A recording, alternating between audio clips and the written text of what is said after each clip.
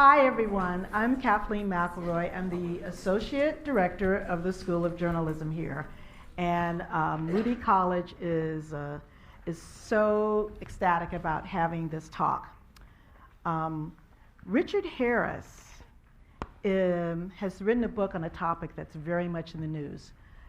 If you read the New York Times Magazine, I think a couple of weeks ago, they did a whole cover story on the reproducibility project. And it's the idea of, can science be reproduced? Or is this one study just a phenomenon in and of itself? The very first line of the book he just produced, Rigor Mortis, and How Sloppy Science Creates Worthless Cures, Crushes Hope, and Wastes Billions. He writes, when you read about advances in medicine, it often seems like long-awaited breakthroughs are just around the corner for cancer, Alzheimer's, stroke, osteoarthritis, and countless less common diseases. But it turns out we live in a world with an awful lot of corners. So I like this idea that we've been waiting for these breakthroughs. What happens when it seems like this isn't really happening at the pace we think it should happen? So I am very, very pleased and to have Richard Harris here. And I want to thank the American Association for the Advancement of Science and the Kavli Foundation for making this AAAS Kavli Science Journalism Award lecture possible. Now, this is important also because AAAS is having its big convention here in Austin in February. So science and science journalism is all in the news, and it's going to be around us. Also, really want to thank the Kavli Science Journalism Award lecture series. It allows us to have people, distinguished journalists like Richard Harris here. These awards were established in 1945, and they've gone to some of the most notable writers in the United States, including Rachel Carson and Isaac Asimov. If you're an undergraduate, you may need to Google those names. But I suggest you do, okay? Rachel Carson and Isaac Asimov. Actually worked with one of his relatives. The Kavli Foundation endowed the awards in 2009 and doubled its commitment in 2015, opening the contest to journalists around the world. And I think that's particularly important because we now know what happens in Malaysia, what happens anywhere is affecting us. We need to be less United States-centric, even though some of our officials may feel otherwise. Richard Harris, tonight's speaker, has won the AAAS Kavli Award 3 times for his work at NPR, including a series in 2010 about the blown-out BP oil well in the Gulf of Mexico, spewed far more oil than the officials had actually estimated. He's traveled to 7 continents for NPR, including this cool photo where you're shown by the icebreaker. I don't know if that's in the Antarctic. He's been Timbuktu, South Pole, Galapagos Islands, Beijing, doing SARS, You're a Brave Man, the center of Greenland, Amazon rainforest, all kinds of good stuff. In 2014, his focus shifted from an emphasis on climate change and the environment to biomedical research. And as I said, his recent book is Rigor Mortis, How Sloppy Science Creates Worthless Cures, Crushes Hope, and Wastes Billions. There's some flyers around. Don't just sign them, have me sign them, but actually pay attention to what the flyers say. So his talk this evening is titled, Bad Science, Good Science, Covering Medical Research. Welcome, Richard.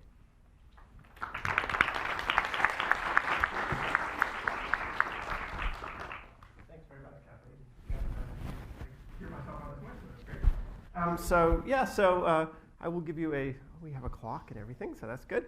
I will give you a brief tour of bad science, good science, and sort of how my thinking has evolved on covering science since I was asked to come back and cover this topic a couple of years ago and ended up writing a book on the topic. Now, I'm going to start with a cartoon that's 20 years old, but is still meaningful today. This is the random medical news. You spin this wheel and you say, coffee, it can cause depression in twins. And so according to a report released today, he says, and then they spin the dials. But who hasn't had this phenomenon, felt this phenomenon where basically every day it's some other disease, some other thing, and it's either good for you or bad for you and whatnot. And why does this happen? And that's a good question. And what part of the reason it happens is because science keeps changing and evolving and improving. If you've heard of CRISPR, that's a new technology that allows incredibly precise gene editing. And it replaces some technologies that did that pretty well, but not so well. And this paper that was published earlier this year reports that scientists are realizing when they did the same experiment with this more precise and effective tool, they got different results than when they'd done it before. So it's like, okay, out with the old and in with the new. But it also means a lot of the research that they'd done previously wasn't giving them the results they actually thought they had. So that's one thing. Technology always changes. Science changes. Science is a process, right? And we improve things and we get deeper understanding. Another reason this happens is science is full of bias. It's a human endeavor the way everything else is. Our lives are full of bias. We all have confirmation bias. We seek out information that supports our point of view, and we tend to downplay things that don't. And so this is a paper that was published a couple years ago, and John Ioannidis and his colleague decided to look through the literature and see how many different kinds of biases are mentioned in the biomedical literature, and they came up with 235 different kinds of bias that scientists report, which means, and any of these things can mess up the way you interpret your experiment. If you haven't, for example, been careful to blind your experiment so you don't know whether you're looking at the experimental set of animals or the control set of experiments. You can fool yourself into thinking you have one result when in fact you don't, when you have a different result. And confirmation bias, all sorts of other biases crop up in the literature. And actually science, Richard Feynman, who's a famous physicist, gave a commencement talk at his university where he was teaching Caltech some years ago, and said, basically, what science is really all about is a set of principles to prevent you from fooling yourself. And he said, and you are the easiest person to fool. So reducing bias is a fundamental part of science. So here's another problem. This is another paper, same author actually. This is an essay he wrote some years ago. Why most published research findings are false. It's like, how can you say that? And the answer is, well, some people said, well, they didn't entirely buy the argument. But his argument is that so many experiments are small that the effects that they see, if you repeat the experiment, actually wouldn't show up again. But scientists don't often repeat those experiments. And they actually don't understand the statistics that go into the experiment. So in science, there's this whole cult of the p-value. And if a p-value is less than 0.05, which is 5%, then scientists say, okay, it's a real result. It means, and some people misinterpret that to mean there's only a 5% chance that it's wrong and a 95% chance that it's real. That's actually a very poor interpretation of what p-value is. But a lot of people do that. A lot of people run these kinds of studies. And so as a result, he argues that particularly small studies, that the vast majority of small studies, if you repeated them again, you would find out actually they don't hold up. And so this is another argument that there's some misunderstanding about how to interpret results once you have them. So this paper really caught my attention. This was published in 2012, and when I started my new beat at NPR on biomedical research, I came across this paper. This speaks to how big a problem this is. And there are more than 1 million papers published every year in the biomedical literature. So there's no way to check and see how reliable that entire literature is. But Glenn Begley, who was the head of cancer research at a drug company called Amgen, decided he wanted to look at papers he really cared about, papers that were published in the literature that had come from academic labs. And he wanted to know whether they were correct, because if they were correct, they were important potential leads for new cancer drugs.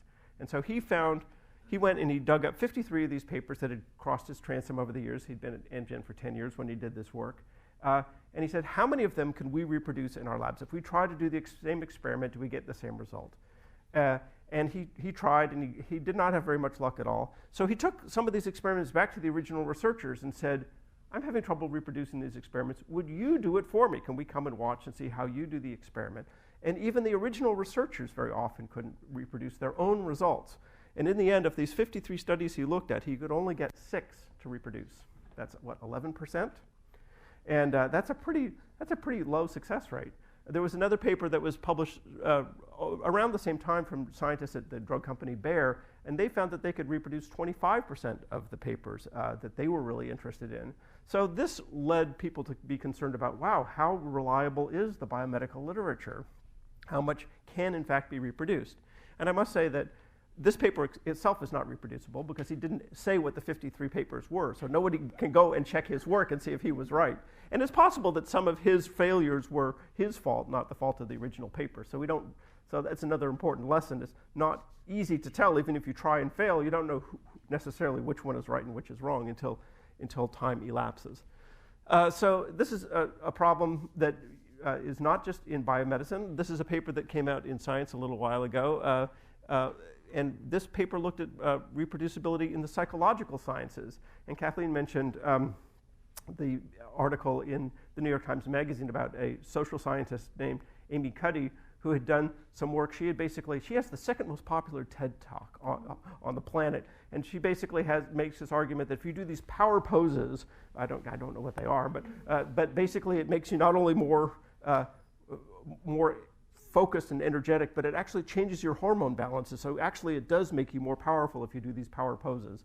And she ran into trouble. It turns out that her findings were not reproducible. And in fact, when somebody did a bigger and more careful study, they didn't see those results at all. But but she was actually following the general rules of the psychological literature of how psychology experiments are run. And it turns out they're run to a fairly low standard, because this was a paper that tried to reproduce 100 studies that they sort of picked because they were interested in the 100 studies to see whether they could reproduce them. This was another group of people and talked to the original researchers and said, if we try it this way, would you expect, it's not an identical experiment, but would you expect that we should get the same result? And of those, only about a third of them were able to be reproduced. And some of them, about another third of them were actually came to the opposite conclusion. And a lot of them were just kind of muddled. It was like, well, it might be something, but it's not a significant result. And so this paper made a lot of headlines as well about raising questions about the reproducibility of the psychological literature. This is another example of just sort of a tap on the shoulder. How many of you have heard these stories about a new gene for schizophrenia has been discovered, right? We've heard many of these over the year. In fact, these guys went and looked at 25 genes that have been published, and it's like, oh, here's a gene that's associated with schizophrenia. And they went back and took another look, and they said, actually, on further reflection, none of these 25 genes has anything to do with schizophrenia. So it's a problem. Now, how often does this creep into journalism? And this is a question that actually some academics have taken on. Estelle Dumas-Mallet and her colleagues at the University of Bordeaux published this analysis earlier this year. And what they did was they started out looking at 100 English or 200 English language newspapers from around the world and dug through them to see what scientific breakthroughs, particularly in medicine, were announced in these newspapers. Things like an association between a particular pesticide and Parkinson's disease, for example. Or there was one paper they looked at that reported a new mechanism to explain ADHD. And they said, well, let's find out how many of those actually stood the test of time, because these were all, a lot of them were initial studies, sort of suggestive stuff, the kinds of stuff that grabs headlines. But what happens as science continues to chew away at those topics? What happens? And they found 156 of them that had, where there had been enough information accumulated about the topic over the years that scientists could go back and do what's called a meta-analysis. They could gather all of the published data together and do one big analysis and sort of imitate what it would look like if they'd done one big study instead of a bunch of little ones. And they found that when they looked at these 156 studies, the papers, there were about half of them showed that the findings stood up over the test of time, and only about 34 of the most exciting ones actually stood up. So it's like if you have a particularly exciting finding, you have like maybe a 1 in 3 chance that it's actually going to stand up upon review by further science. And do we as journalists report the, oh, by the way, that what we said about Parkinson's disease and pesticides, that turned out not to be true?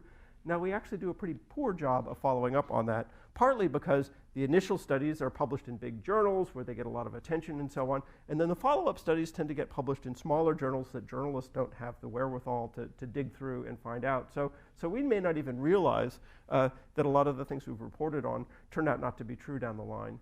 And it's also kind of weird if you think about it to do a story that says, hey, remember that story that we published 6 years ago? Probably not. Well, it turns out it wasn't true. Thanks very much, you know. so there's some other reasons why we don't report those. But it's important to remember that those are often dodgy studies. So this all led up to last year, Nature decided to say, you know, ask scientists themselves. So is there a reproducibility crisis in science? And this is of all sorts of scientists they asked. 52% yes, there's a significant crisis. Another 38% said yes, there's a slight crisis.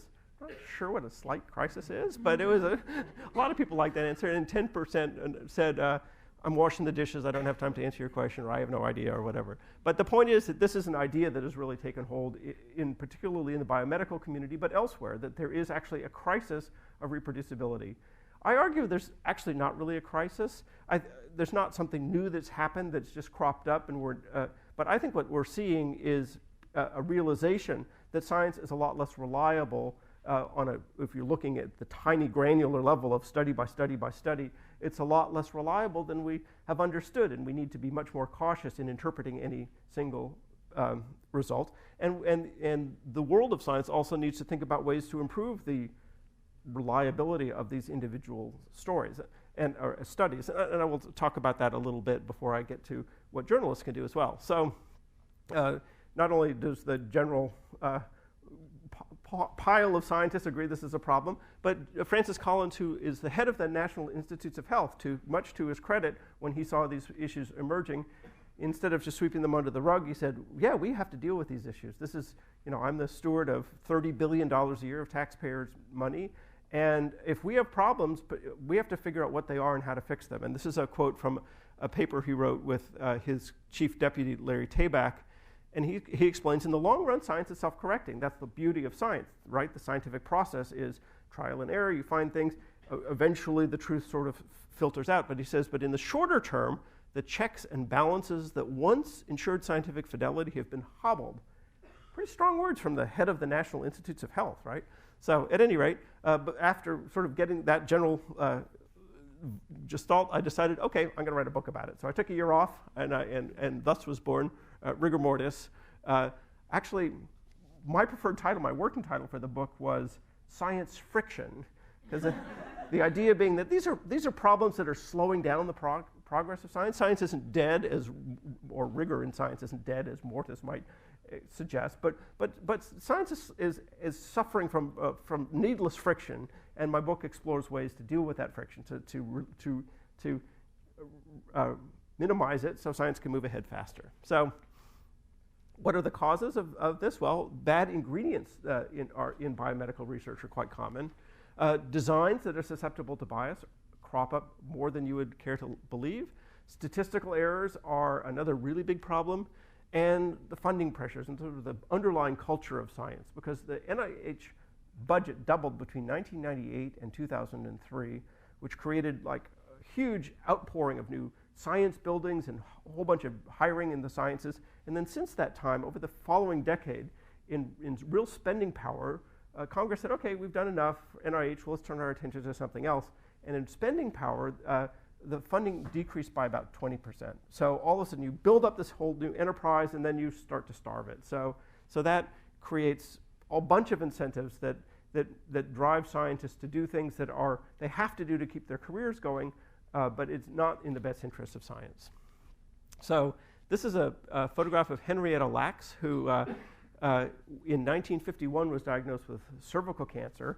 She was at the Johns Hopkins Hospital, and she, the doctors there were able for the very first time to isolate some cervical cancer cells from her and keep them alive and perpetuating indefinitely in a petri dish. And she's, I don't know if you saw the Oprah Winfrey show about her, or if you read Rebecca Skloot's wonderful book about the immortal life of Henrietta Lacks, which was the title of her book.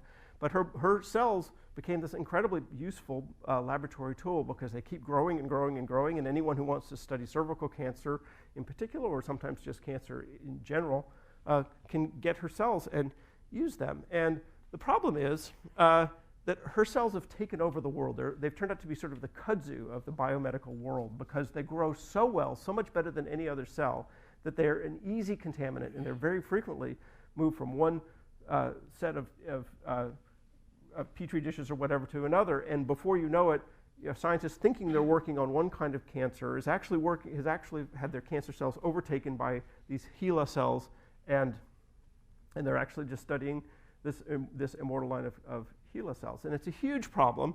This paper, published just a couple weeks ago, took a look at how big a problem it is. How cell line misidentification contaminates the scientific literature. And these guys went back and they said how many different cell lines there are that are called one thing are actually HeLa cells. And they identified there are well over 100 different cell lines that are called one thing but are actually HeLa.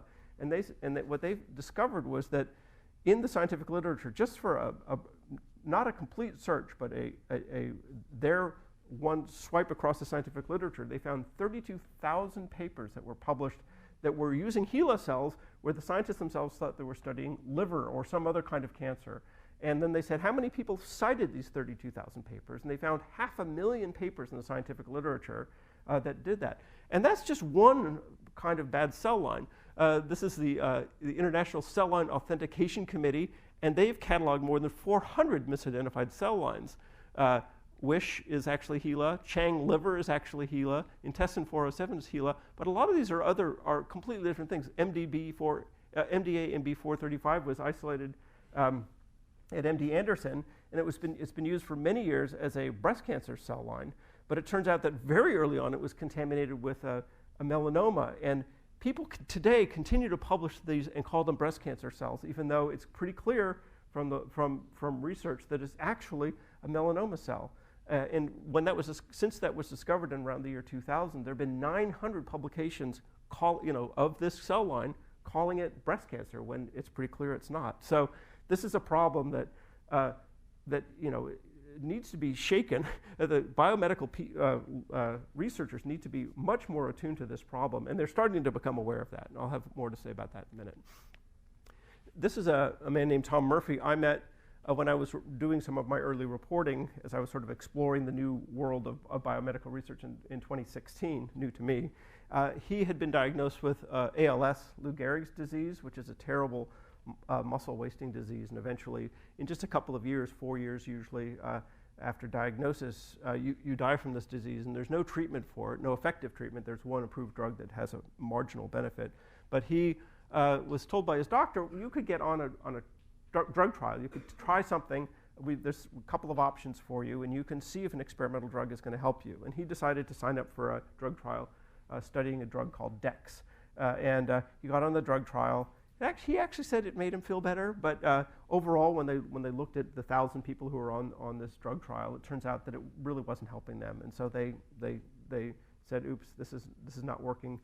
Sorry." And it was yet another long list of failures for ALS. And this is a paper that you don't have to look at all the details, but the blue lines represent scientists who had been trying to develop these drugs. These were all ALS drugs. And the blue lines represented their initial reason why they thought this could be a good drug to study in human beings, because these blue lines show how much survival increased in mice when they were given these various drugs. And you can see some of them seem to do a pretty good job in improving survival in mice. This was his drug, DEX here, and it had some marginal, some improvement in the mice, which encouraged them to try it in humans. But this group called ALS TDI decided to take a close look at this data and see why none of these worked if all this mouse studies seemed to suggest that it would. And the first thing they found was that many of these mouse studies were very poorly done. They may have had 6 or 10 mice only in these studies, a very small number. People weren't careful to do some really basic things, like if you're studying an experimental drug in mice, you should make sure that when you're randomizing your animals into one group or another, that you break up the litter mates so you don't have all the pups from one litter in one group and all the pups from another litter in another group, because then the difference might just be between litters as opposed to in the drug. And so these guys said, let's do all these studies again and do them correctly with large numbers of mice and following all of these necessary things to avoid inadvertent bias in these studies. And when they did them again, that's what the black bars show. Basically, none of them really worked. And the catch was each one of those experiments cost several $100,000. And if you're and these guys had the money to do it, but if you're an academic researcher interested in ALS, it's really hard to get that kind of money to do an experiment. So you would just try. You'd just say, well, I can do it with 10 animals, and I'll get these sort of results and cross my fingers, call it a pilot study, and hope that the pilot study actually represents what's really going on. But that's again part of the problem that we're facing in biomedicine in this country, that there's so many people chasing a shrinking pool of dollars. It makes it difficult to do the science the right way, that way it should be. So that's an example of experimental design. Let me talk about some of the statistical problems that crop up frequently. And this is an idea that's called Haling Hypothesizing after the results are known. And this doesn't seem like that big a deal when you think about it. You do an experiment. You're trying to see if this drug is going to affect heart disease or whatever, and it doesn't really seem to affect heart disease. But then you look over here and say, oh, look, all these people, there's a reduction in cancer in one group of patients, of one particular kind of cancer. Wow, maybe and publish a paper saying this drug reduces the risk of cancer. It sounds kind of innocuous, but it's actually a very bad idea. And to explain why, I have found this cartoon just a couple weeks ago in my newspaper. Oh, I see, it's copyrighted 2012, but it was just ran in my newspaper a couple weeks ago. But here's the hypothesis, the scientist firing off her hypothesis and off to see what her results are. And she, that's basically what harking is. After you know what your results are, then you say, that was my target all along, right? So that's the problem. And this happens very frequently in science. It's still valuable to make those observations, but then you shouldn't say, this data support my hypothesis. You say, this data give me an idea for a new hypothesis that I now have to go out and test and do it correctly. Otherwise, you could just be playing these kinds of games. Scientists themselves are finding that in this hyper-competitive environment, they are more and more inclined to talk up their research, because their tenure may depend upon it, new funding may depend upon it.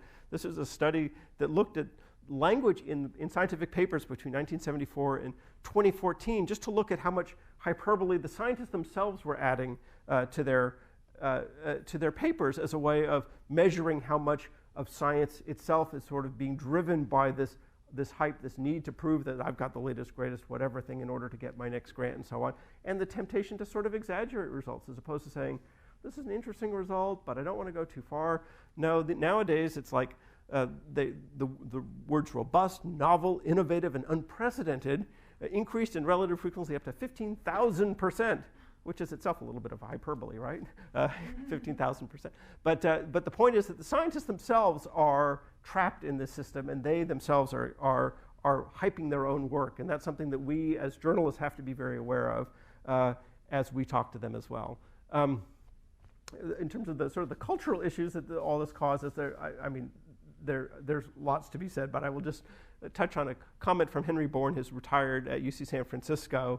And in his view, the real problem in this hyper-competitive environment is scientists are having trouble balancing ambition and delight. That you need ambition, you need to keep food on the table, you need to keep your lab going. Many scientists feel like if I can't get a grant, I may have to lay off my graduate students. They're feeling a huge amount of pressure in this very competitive environment. And universities used to be heavily supported by states. They are much less these days. State money is dwindling, and so scientists are more and more dependent, and research is more and more dependent on getting federal grants, and that creates this incredible pressure on scientists. And what he says is scientists should be driven by delight of understanding how the world works and driven by their own curiosity, but instead the balance is off, and they're driven by too much ambition, not just because they are personally, out for riches and fortune, but just you have to be ambitious just to keep your lab alive, and that's a really difficult situation for scientists to be in. So what are the solutions? Well, one thing is to validate your ingredients and the, oops, I thought I had another slide in there. Actually I do. And this is Carolyn Compton, who is a pathologist at the University of Arizona. She was up at the National Cancer Institute for many years. And what she argues is that a lot of samples being gathered in pathology, for pathology use in surgeries and so on, end up being put into science as a way of studying basic biology of disease. So somebody who has colon cancer operation, a little piece of colon cancer is removed from their colon, that tissue may go immediately into preservative or so on, or it may sit around for hours or even days before it actually gets treated correctly. And that variability is a huge problem for scientists who then look at that tissue and say, this is what colon cancer looks like. It's like, well, this is what this particular sample collected this way looked like. But she's been trying to get pathologists and surgeons and so on to collect these tissues with great care and uniformity so that they actually are comparable. Another thing that the NIH is doing is it's now insisting that scientists validate their cell lines. So those kinds of HeLa problems we hope will eventually be brought under control. Scientists say, now when they have their grants are told that they're expected to do that, they have to find the money to send out their materials to get them tested. The checks and balances are that whole system is just getting up to speed, so there's probably still a lot of problems in the system, but ultimately scientists are at least now on notice being told you have to validate your cell lines to make sure that you're using the cells you think you're using. Transparency is another very important way of dealing with this, and one feeling is that if you have scientists know that they have to put their data out for other scientists to look at, and the computer code that they use to analyze their data, that there will be a checks and balances on that, and scientists will realize, I better be sure I'm right. If I've got mistakes in my data, I want to find them, and I don't want to put them out for other people to find. So transparency is an idea of not of preventing errors necessarily, but of speeding up this process of the self-correcting nature of science. If the sooner those problems are discovered, the better off you are, because then you don't have people running down a bunch of blind alleys. So this is just one small example. There's a group in Charlottesville, Virginia, that's got this open science framework, and they are encouraging scientists to dump all of their data into it, and it's sort of a big data sharing system that they're encouraging scientists to use. I'm not sure it'll succeed because it seems like many scientists think it's more work to do it that way than the old-fashioned way, but they're pushing. They're trying to find ways to get people to be more transparent with their data and their processing, the processes that they use to analyze it. Better training is also important. In biomedicine, very often scientists just learn, graduate students and postdocs learn from the people who are running their labs, and their mentors may or may not have a lot of time to do that. In fact, many mentors spend most of their time writing grant proposals these days because money is so short, and you have to write 7 grant proposals to get 1 grant typically. So and the training in this preclinical research tends to be fairly thin, and so the NIH in 2014 sent out a proposal saying to all of the requests for information to universities across the country, saying who's got the best training classes, so we can share those ideas, that information, in this kind of training people how to do these kinds of preclinical biomedical studies, and they got essentially no answers. No one had a really strong course in training people how to do that. So the NIH is now funding some development of some of those courses. I encountered this wonderful guy named Arturo Casadevall, who's at Johns Hopkins, and he's decided that he wants to spend his focus getting scientists to think much more carefully about these issues, thinking about how to design an experiment. He says so often if scientists get an experiment, they can't understand the results. The first thing they'll do is run a second experiment. He says people should stop and think and be, a PhD has the word philosophy in it, right? He says he wants to bring the philosophy back into this world so that you can bring more knowledge and information out of an experiment and not just say, oh, that one didn't work, I'm going to try something else, and really try to think about where you're going with your experiments. And finally, changing the culture of science is a big challenge. You have to somehow or other figure out how to break this cycle of the hyper-competitive environment driving scientists to publish flashy papers that may not be right, and and they need to do that in order to get their tenure and their grants and so on. So that's a big problem to solve, but ultimately culture can change, and it does change, but it changes slowly. And there are also people thinking about how to make that happen. I want to say just a couple words. This is actually, this was at the National Academy of Sciences earlier this year, a colloquium on reproducibility of research issues and proposed remedies. And a lot of people were talking about some of these things at that. And I just wanted to focus on one guy named Trevor Butterworth, who runs an outfit called Sense About Science. And he was arguing that we really should make sure that journalists understand much better about where all the pitfalls are in science, so that they can cover science much more carefully and they can get it right. And I stood up after his talk and I said, I mean, I can correctly report what some scientist has put in the literature, but I'd like to remind you that a lot of what's in the literature isn't right. So it's not just on me as the reporter, it's on the peer review and all the entire scientific process to be more careful and more thoughtful about how they put science out there. I mean, we also have a responsibility to portray it correctly, and that's where I would like to end. What we can do, the first thing is don't assume that what you're reading is right just because it's published, even if it's published in a peer-reviewed journal, which is, of course, what first question we're always asked is, was it peer-reviewed? Yes, yes. Even if it's peer-reviewed, it doesn't mean it's correct. Second thing you should do is ask questions. Are there other studies like this? Because science doesn't usually proceed from just single outstanding weird experiments, but it's accumulation of data. So are there a bunch of other studies? Where does this fit in? Is this the first one of 10 that found this result? Or does this support the results of 9 other studies like this? Another question is, are the statistical findings barely significant? Is it sort of really close to that magic p-value of 0.05?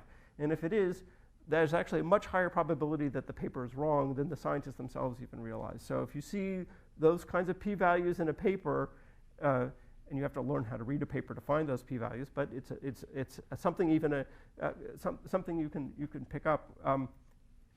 That is if that's a red flag for me. If the p-values are barely at that mark, it's like this doesn't seem like a very robust finding.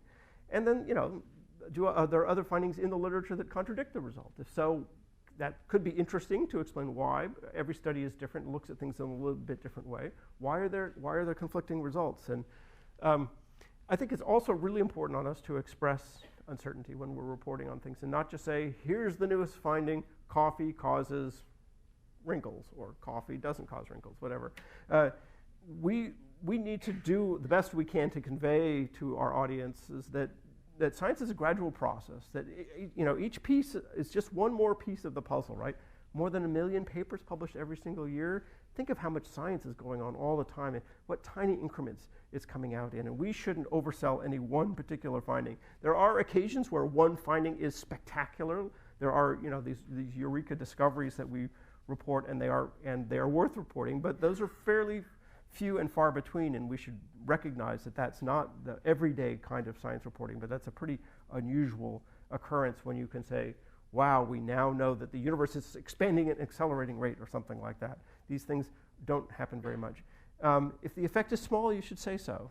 And this is a tricky business in biomedical research, because sometimes scientists kind of bury this information. They say, oh, this is a 40% increase or whatever, and 40%, if you actually dig down to the original numbers, 40% may mean little or nothing, and particularly if it's a small study to begin with. It could be the difference of 2 or 3 people, and if you just had results different in a small number of people, you could have had a completely different conclusion from a paper. So sometimes you have to look in the supplementary parts of the paper, unfortunately, to find out how many people they studied and how big the effects are. But it's worth your while to dig down and find those things, because percentages are a pretty poor way. If it's a 1 in a million chance of something happening and that increases by 50%, it's like a 2 in a million chance of something happening. It's still not something you have to really lie awake worrying about, right? So, or if that affects doubles, let me get my statistics right. Check your math. Never do math in public, actually. That's another rule that I just violated. The point is, look at the raw numbers. That will really help you tell the story and understand what's really going on. Because scientists might be, using some of those robust and extraordinary words in their abstracts, and their findings may not actually support that particularly well. And finally, follow up. Look back from time to time on big stories and see if they're panning out. In fact, there was a paper that came out just a couple of weeks ago looking at engineering human embryos using this technology called CRISPR. And there's a lot of news coverage about it and a lot of excitement about it. I've started to see bubbling around in sort of the area where scientists chit-chat online that there's a lot of concerns now about whether that science actually produced what the initial report was. Oh, did this engineering really happen? Is this a really robust result? So if I were covering that story, I would say, I got to keep an eye on that because that may turn out not to be true. That was certainly a big splash. That's something that if it turns out not to be true, we should follow up on. So, following whether it's Twitter or blogs or there are various places where scientists talk about these things. There's something called PubPeer, which if you're actually getting deep into this world, it's a really handy thing to know about. It's basically a place where scientists go and if they have a concern or a question or whatever about a particular paper, they'll publish a note on PubPeer, and they can do it anonymously, which is both helpful and dangerous because they may be going after somebody they don't like, or they may be afraid to speak up in front of some powerful person in the world of science where they inhabit. But you have to be careful. You don't really know necessarily what those anonymous critiques actually mean. But PubPeer is a great place to go to sort of hear the chatter about a particular paper in the scientific literature. So just a tip on those points. So at any rate, these are problems that we can't solve as journalists, but these are problems that we can address, we can be aware of, and we can use them, and we can use a bunch of techniques to make sure that we're not overselling things, that scientists aren't overselling things, and that we're keeping in perspective that how science is actually built is piece by piece, small step by small step, and we need to find creative ways of telling dramatic stories about small steps. It's a challenge that we all face, but I think that's what we need to do. So thank you very much for your attention. Happy to take questions. And there are microphones here, and since this is being recorded, if you have a question, please come down to a microphone. Hello, my name is Harsh Mace, and I'm a second-year journalism student. I recently did a story about alternate methods to CRISPR, and I find science very, very fascinating, but I'm not ever going to be smart enough to be a scientist.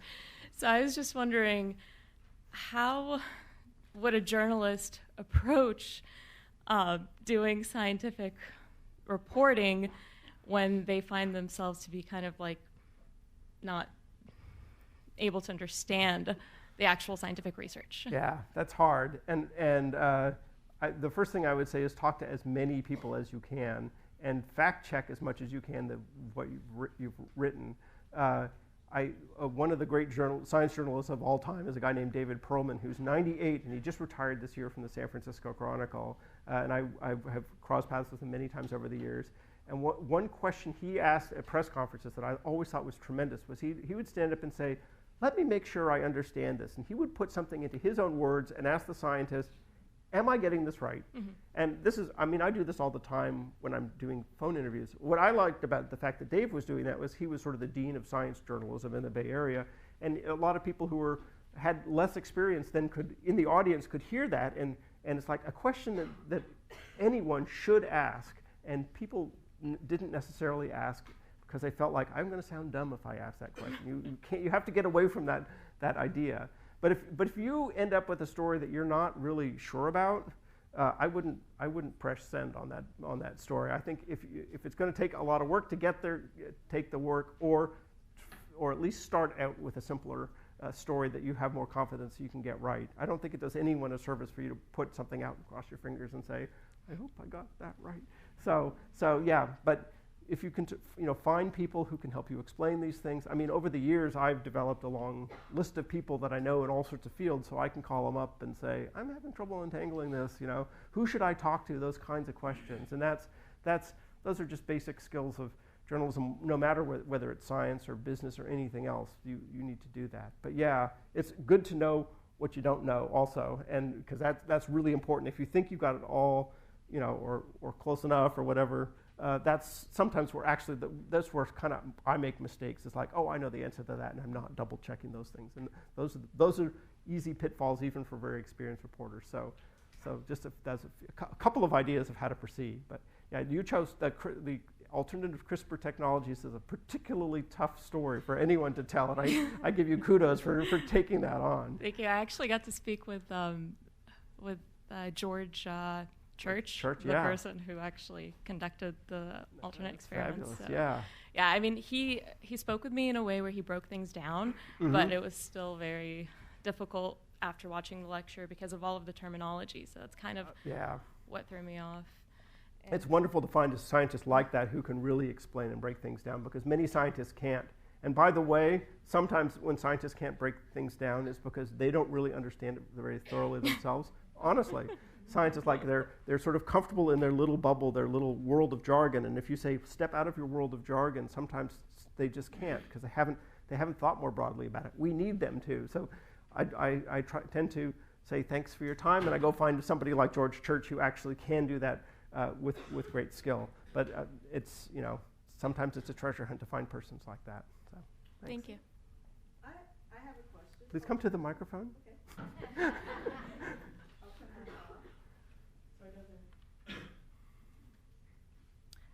Hi, I'm an old journalism professor, and now here's my question. What would your tips be for understanding a scientific journal article? You mentioned you should look at the p-value, but what are other tips? Because I think sometimes a lot of people don't go to the original source, they just rely on the press release from the university. Right. It's a tricky one. I think that it really helps to have a scientific background to do this, because if you don't, you're going to get lost. Honestly, I think you're not going to be able to read a paper if you don't really understand the nuts and bolts of how science works. And I often get even lost in jargon, because every field has its own specific jargon, and you sometimes have to really struggle to understand. I may know the general ideas in a paper and so on, but I'll come across a word. It's like, what does that mean? But my recommendation is, certainly the best science journalists do try to read an entire paper. I may skip over the methods section a little bit, but sometimes at my peril. Sometimes I have a question that I know I want answered that's going to be in the methods section. I want to know how many people are involved. I want to know how good the statistics are. I want to know, the abstract sort of lays out what the results are, but the introduction often provides the context that I like to know in order to understand, why do I care about this? Where does it fit into other science? Because often in the introductory part of a scientific paper, they'll say, there's been this dispute over all these years, and now we have the answer finally, or we have this new advance that helps, that we argue supports this hypothesis over that hypothesis. And so that helps me frame my own story about what it's about. The other thing I do often when I'm looking at a scientific paper is, if I'm not sure exactly who all the right people are in the field, which I often don't, I will look in the references, because often in those introductory parts they'll refer to the big review papers or other big findings that have sort of led up to this moment. And then I look to see who wrote that, and it's like, oh, I'm going to call that person. And often they talk to the people who disagree, or they cite the people who disagree, and so I want to talk to them as well and say, okay, so now do you believe this, or now do you accept that this question has been answered? So those references, I look carefully at the footnotes, particularly of those cases, to find other people to talk to about those papers. So those are a few tips. Okay. So are there any other questions? Well, thank you. Yes, there's a question. Hi, my name is Evelyn Marino, and I'm a fourth-year journalism student. For NPR, you do like 3 to 4 minute or sometimes a little bit longer segments. So I was wondering how you take something so complex, sometimes research and stuff, and put it into those segments, and how you make sure that you're conveying new information in each session, and also making sure not to lose people's interest, because I'm always very in tune because you go from one thing to the next. Yeah.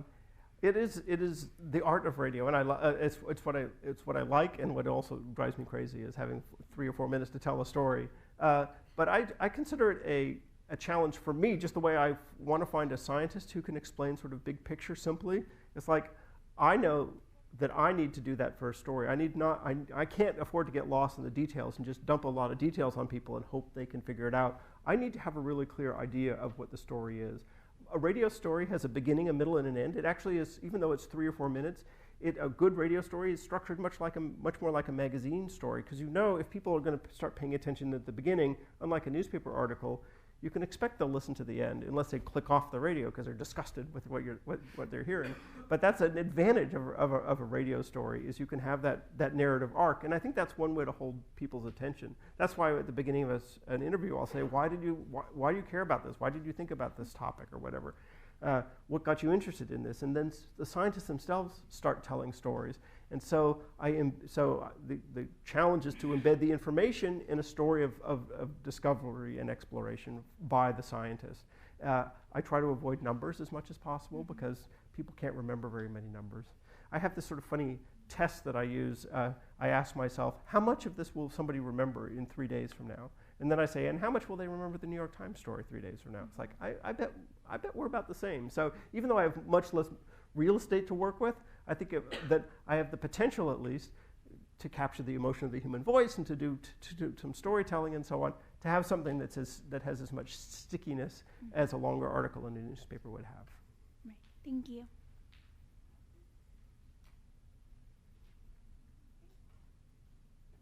Here's a question.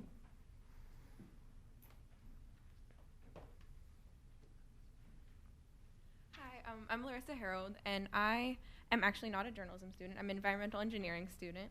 And so I'm kind of, I guess, asking almost the converse of some of the questions we've had before, like if I have an interest in journalism and writing, and so if I want to be able to communicate what I might find or work on in the future, like what could I do to kind of transfer those skills, almost the reverse direction?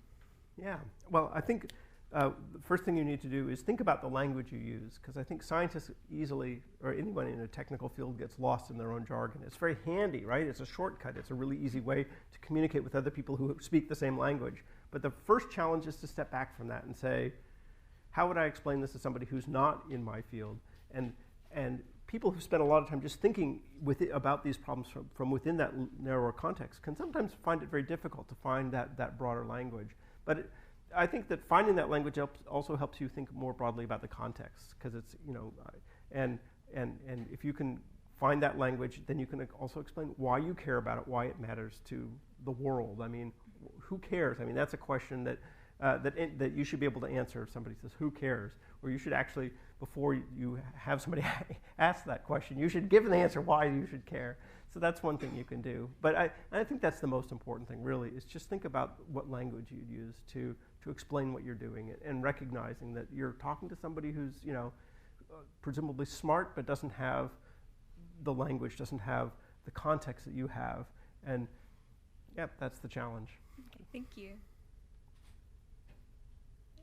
People can line up for the mics. You don't have to wait for someone. Okay. So I guess I'll do the conclusion from here. Thank you very much. This was fascinating.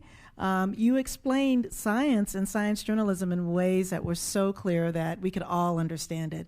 So thank you very much. And thank you, AAAS and the Kavli Foundation Journalism Award lecture series for this. This has been awesome. Let's give them a hand. Thanks for your attention.